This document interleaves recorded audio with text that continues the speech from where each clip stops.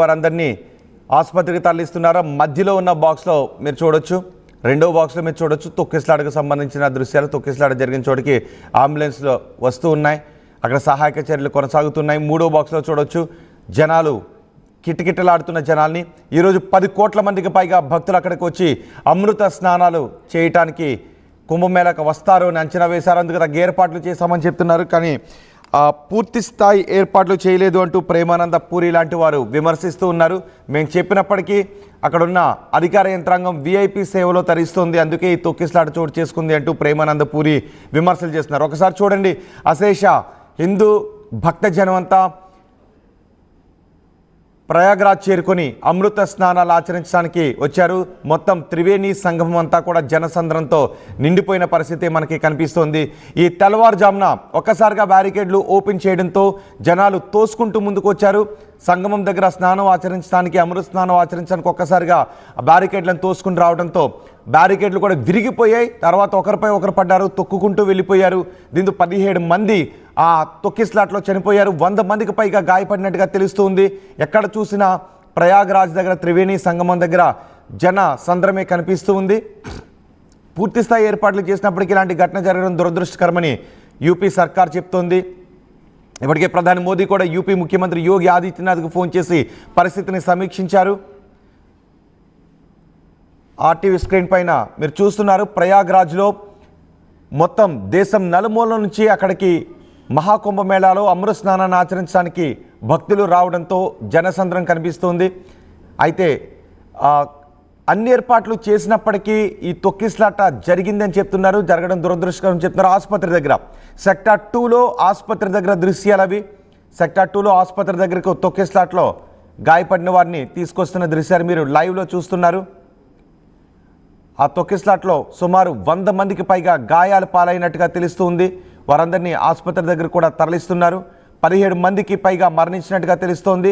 వైద్య బృందం కూడా తొక్కిసలాట జరిగిన ప్రదేశానికి వచ్చి అక్కడ ఫస్ట్ ఎయిడ్ అందిస్తూ ఉన్నారు. అత్యవసరం అనుకుంటే అక్కడ ఫస్ట్ ఎయిడ్ చేసి వెంటనే ఆసుపత్రికి తరలిస్తున్నారు. 17 మంది చనిపోయారు అని అధికారికంగానే ప్రకటిస్తున్నారు.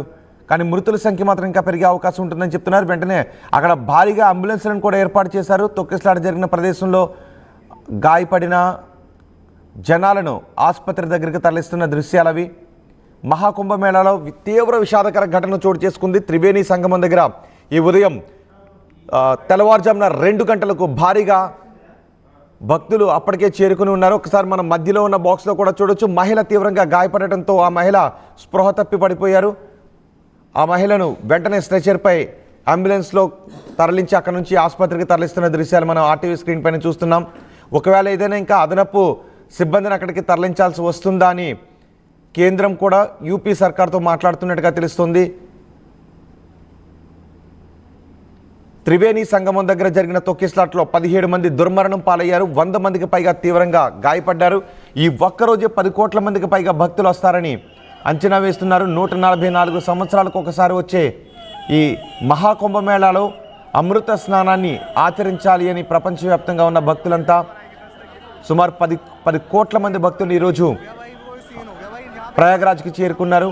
కానీ ఒక్కసారిగా తెల్లవారుజామున 2 గంటలకు బ్యారికేడ్లు తీయడంతో జనాలు ఒకరికొకరు తోసుకుని ముందుకు రావడంతో ఈ తొక్కిసలాట చోటు చేసుకుంది.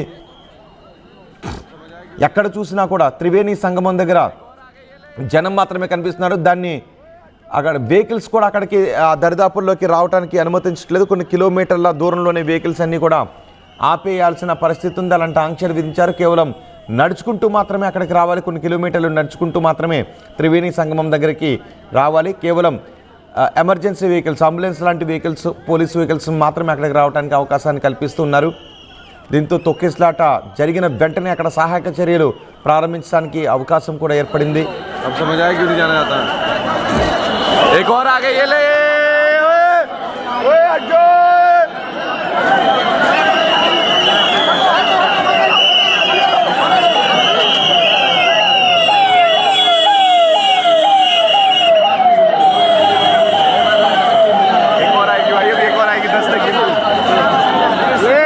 सीन हो गया भाई, वो सीन हो गया भाई, यहाँ बेकार है यार, रुकना भाई।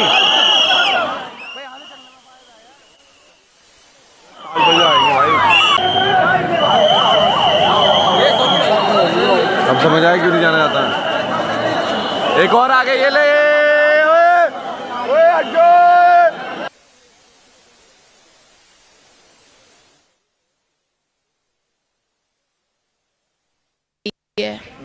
एकदम से पब्लिक फंसी, एकदम से भगदड़ भई है, आने जाने का रास्ता नहीं मिल पाया रहो तो, और एकदम से और ना वहाँ पे कोई मतलब आन जान को कोई मतलब बूथ हो। लोगों ने की है ये।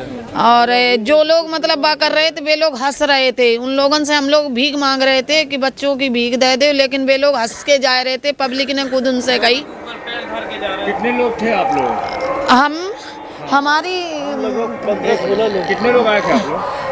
हम अपने फैमिली से तो 3 बच्ची 1 बेटा। तो सब लोग मिल गए कि बिल्कुल मिल गए हैं, लाए गए हैं ना।